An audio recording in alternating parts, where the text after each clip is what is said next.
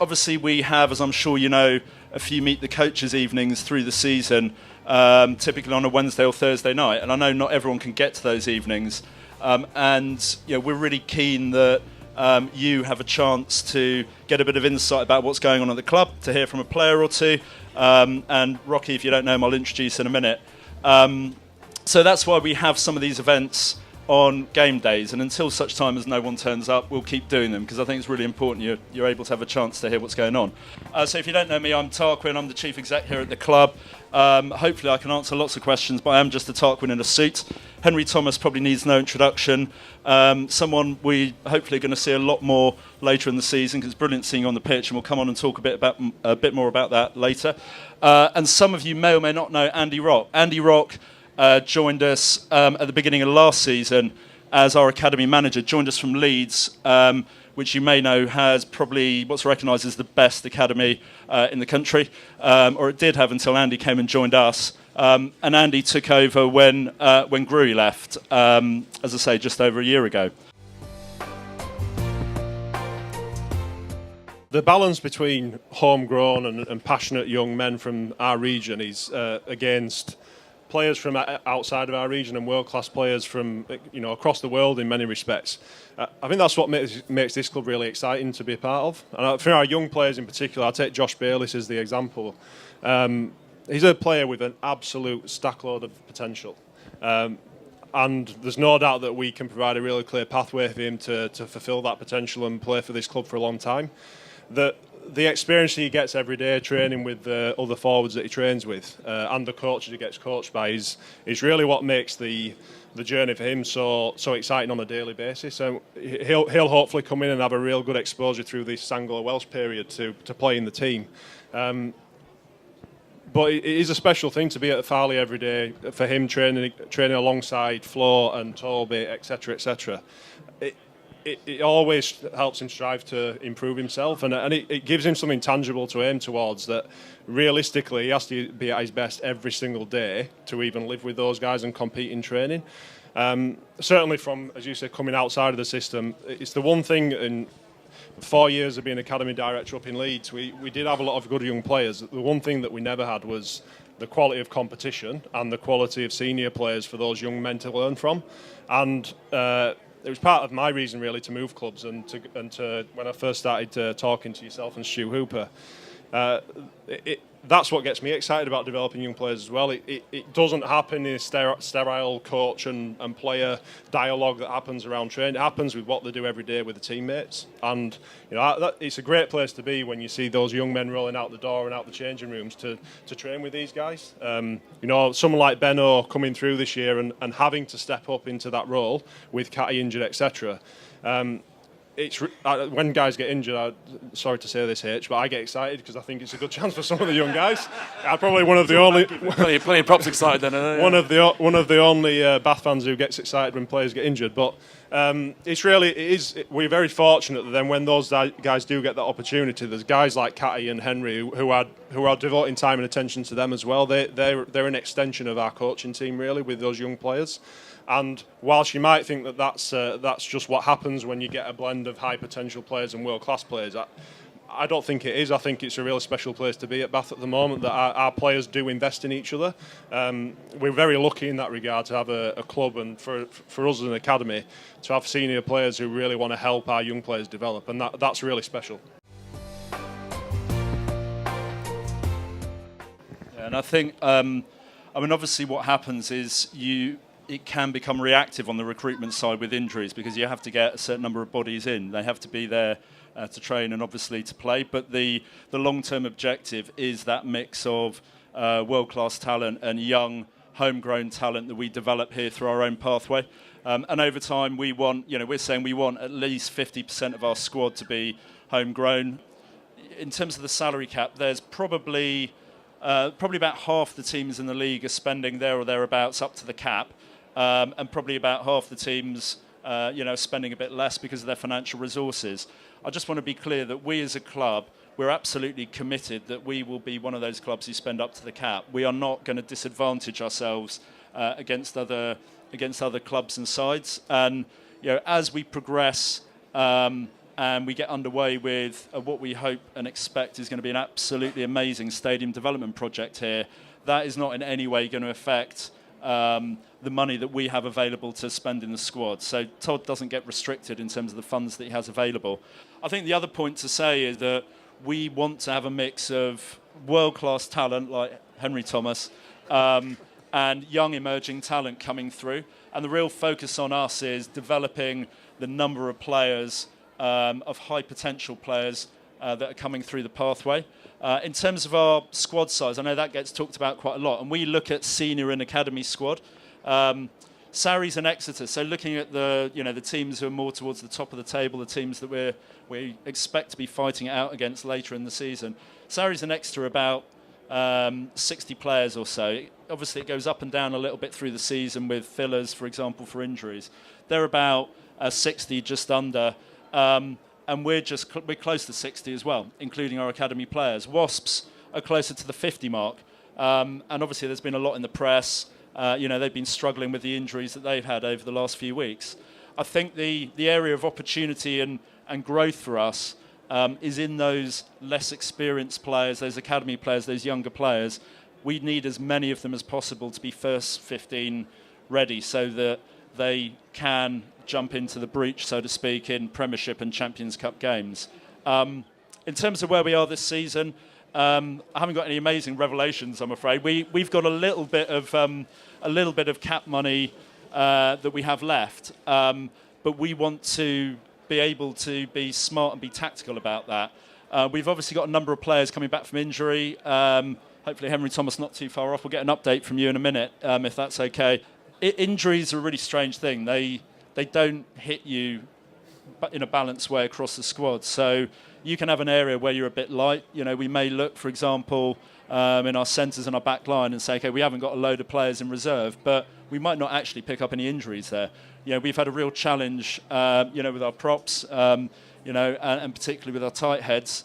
And so for us to be able to be tactical to respond to those problems, or if there is someone, a really talented player who becomes available, because it's a very fluid market, we want to be able to respond to that. So that's something that we look at. And I think the tight head experience we had with tight head's really interesting as an example, because it is complex. And so, for example, on tight head, we had Henry unfortunately injured from, I think it was back at the Scarlets Anglo-Welsh game almost a year ago originally. Obviously we had Maxwell Heath, then Sean Knight.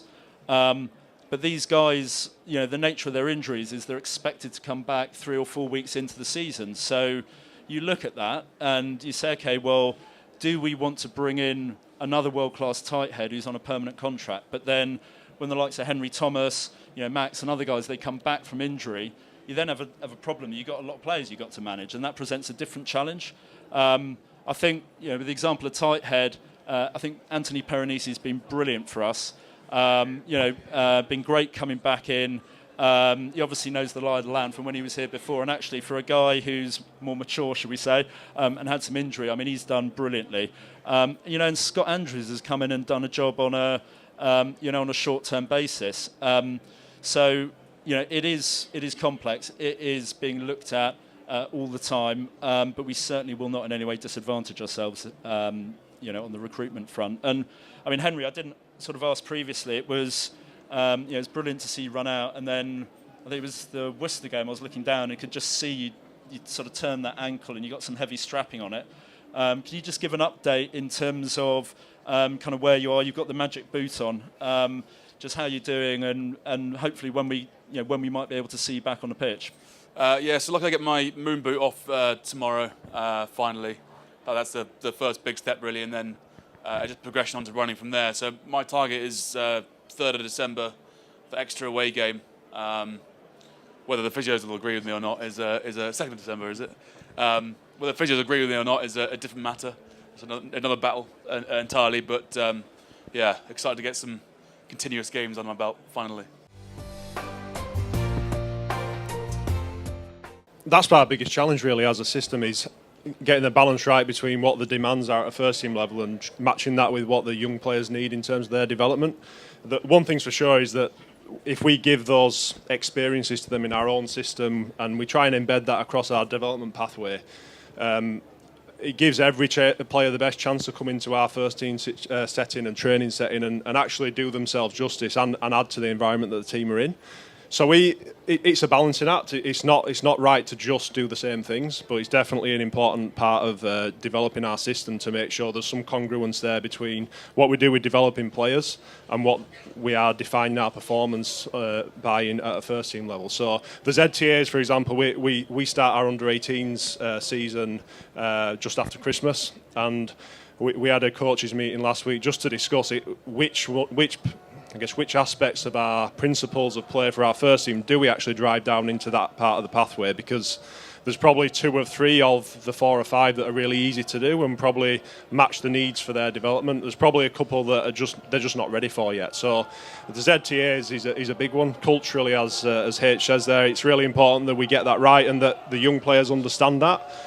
Similarly, the aggressive defence, it does dictate a certain mindset and a certain skill set. So we do need to develop those things, I'd say, as early as we can in our pathway. Defence-wise, I think Stuart Hooper's been leading that this year. He's been massively focused on getting off the line and really putting their attack under pressure. I think you probably agree so far this year it's worked really well, and it's very hard to attack when there's guys up in your face and be some big hits and some big performances. But I think following up on the end of the last year is that there's a big focus needed on our away form. I think so far this year it's worked. Over the summer we had a big push about training away from Farley, away from that being comfortable, because it's very well performing when all you guys are supporting here at the Rec and they get everyone behind them, but away at Sale or start of the year away at Welford Road when everything goes against you, that's when you really got to perform. And we went away to the Dragons, we went away to London Irish for midweek kind of friendly training sessions. And at the times, some went well, some didn't. But I think so far in the season, our away form's been massively improved. And if you want to be a top 4 team and really push for the Champions Cup and the Premiership, the away form has got to be at least half as good as your home form, if not better. We haven't scored as many tries as some of the other teams, and maybe sometimes in some of the games the accuracy, in terms of maybe knock-ons, we haven't seen it at the levels that we quite like to. Can you just talk a little bit around how that's been discussed internally and where some of the upside is as we continue through the season? I think you said it really. A lot of it's down to accuracy. All the hard work's been done at Farley, and obviously now Tobias Matson, who's left, he was running the attack before, and it's been overtaken by the rest of the coaches, are kind of sharing it out. Shape-wise, we shifted this year to, for the forwards-wise, more of a 1-3-1 system, which, a little brief explanation, is just kind of single flankers on the wings with the backs and the 2 pods of 3 in the middle, which basically gives our game a bit more drive through the middle. Toby Booth's been doing a lot of work on our pick-and-go game for the forwards, which I think has improved a lot, and hopefully see more of that as the season goes on, especially as it gets wetter. But again, the big focus, like Tarquin said, is probably the accuracy, and that can only be really driven at training and the standards at training, and that's what we've been focusing on. The question is, what say do we have if a player can go and play internationally? Yeah, so I mean, the way that it works in rugby is that you have to release players during those windows if they're selected by their national team. So that is one of the many elements that we think about during the recruitment process, is those players who, this sounds negative, might be at risk, thinking about it from the club's point of view, or might have that opportunity, looking at it from the player's point of view, to be selected. So, that's part of what we look at. That's why, there is a debate at the moment around international calendar. And that is why, there has been a debate around what is the opportunity to mitigate overlaps between international and club calendar, which is, if there's a solution for which it can work, I think it's great for the club competitions. I think it's great for players. I think the challenge, of course, is that we need to do that in the right way that works in the context of season structure and player welfare. And that's something that's being looked at the moment. And I think that, over the next month or so, I think there's going to be a lot more coming out about that. And I think there's going to be some good solutions around that, which will be really positive. But certainly at the moment, we cannot hold a player back who has been selected to play for his country. So obviously that's something that we take into account. But as I said earlier on, I think one of the key things is, for us, we very much... we want to be a club that people come to where they think they're going to be successful, but they also think they're going to be successful in terms of their international career aspirations, and that's important. If we're not developing players, the very good clubs, and this is the sort of work that we put into recruitment, and the sort of work that we need to, because other top clubs do. To recruit someone like a Talupi Faletau, it's not. You don't need a recruiter to go out and find him. You know where he is. You know who he is. The skill is in securing that sort of player to come and join the club. And that's where having a level of ambition that we do, and players can come and they can see the quality of the facilities of somewhere like Farley and think, wow, this club is serious in terms of what it's investing in us. In terms of having a set of coaches and support staff who will invest in not just the rugby playing ability, but the fitness, the all-round mobility and physical skill of those players. That's what you need to do to attract that talent. So, we want to be one of those clubs. We're proud to do that. And if you like, the flip side, certainly at the moment, is that there are certain times of the year where you won't have those players. But going forward, we very much support finding a solution which does enable the separation of club and global calendar in a way that works for players, in a way that works for clubs, in a way that works for unions, because we think that would be a good thing for rugby overall. From my point of view, I think some of the X factor plays in a game come from an offload from a tackle. That's when you really find space, when defences aren't set and ready to go. So absolutely, it's an area where probably all teams need to improve and adapt. But at the same time, it comes with a balance of, keeping hold of the ball, which is about finding that right balance, really. I think every club want to make sure they have those things in their armoury. The reality is that the opportunities largely come when you get on that front foot and you start to be able to make some dents. I think it's fair to say that our games this year have been incredibly attritional, and I think the ability to keep the ball for 3-4 plus phases and then start to get on top of opposition, we'd love to develop that and to see that in our games, and I think we will as the season goes on. I think it'd be fair to say that our attack we really want to evolve, and part of that is around our continuity and how we keep quick ball as we move forward through the phases. There is more ball in play time this season. So we've been playing probably 42, 43 minutes ball in play time on average. Last season it was 38 minutes. That's a significant shift. That's over 10 minutes ball in play time. So even if you didn't change anything else in the game, you're going to be tackling more, you're going to have more contact. And this year there has been more contact, more collision. Some of that, the research hasn't really been concluded, but there's an element to do with some of the rule changes. So, in terms of our focus on injuries, there's two things, and there's ongoing projects from our side. Number one is, can you mitigate the number of people having injuries? The key thing for us is that guys aren't getting injured in training, or very rarely injured in training, and they're very rarely getting soft tissue injuries. So our strength and conditioning guys and the way we train is not creating a problem. The majority of the injuries are happening in-game, and we're doing a lot of research into that to see if there's anything we can do to protect our guys. If they came off 5 minutes earlier, because is there anything we can do to mitigate that? But the key piece is how we then manage return to train and return to play. And we're focusing on being as proactive as we can be about that. And we want to be the best in the league about how we manage the guys' return to play. And some of that's psychology. And just one thing, it's good for you to know in terms of, Henry, it's obviously players want to play. And I think there were a couple of times where you thought you were going to be back in and there were just a couple of minor complications, and it extended that period out of injury. But, you were, maintained your positivity and your positive outlook, which was brilliant. I mean, full credit to you, because I know it's a tough time when you're injured.